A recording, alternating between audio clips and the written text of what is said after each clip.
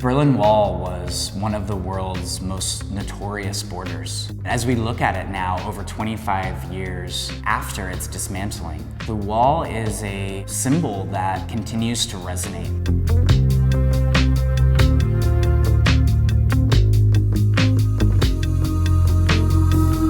The Wall in Our Heads is an exhibition and public history project that reflects on the legacy of the Berlin Wall in American culture.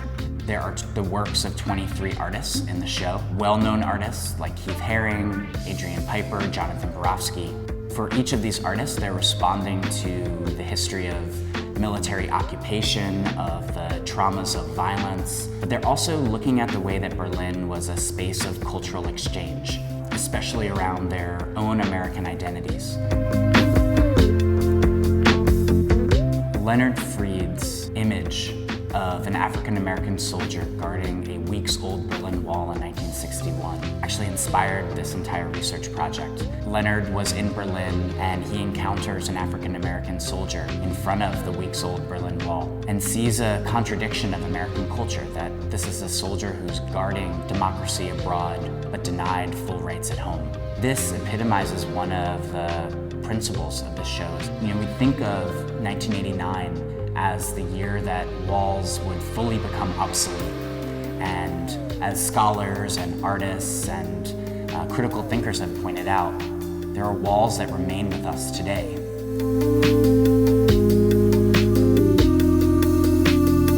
There are also others that join in this close artistic and historical study of Berlin. We've been able to collaborate with a number of faculty members and students who have engaged with the work and created new content, including a student publication called Keywords on Division.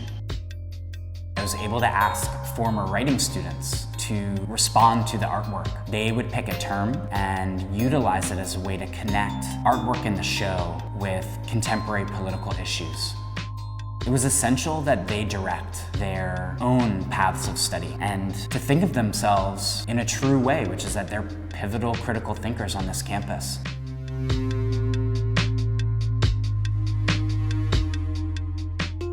We're standing in front of Adrian Piper's piece titled Everything No. 5. Adrian Piper is a conceptual artist, so this is a piece that explores identity, race, and gender. It doesn't necessarily directly have a connection to the Berlin Wall, but then there's like the Keith Haring piece and there's that American Soldier piece where it kind of contextualizes a lot of it. We try to create this room to be an introduction conceptually, but also more materialistically, in the sense that it creates a very solid, introductory narrative of what the show is trying to say.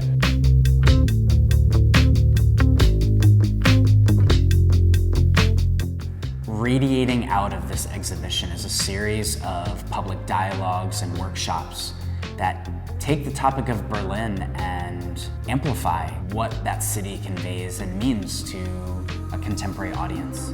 I think people go and they want to see the wall, and it's not there.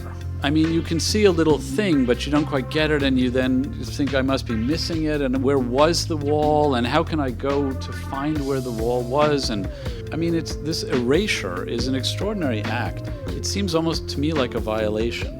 Cleaning up history and throwing it out, that's not good. Leaving it as a ruin is not moving forward, and simply moving forward and ignoring history and saying things begin now is also not true. So I think it's only in Berlin.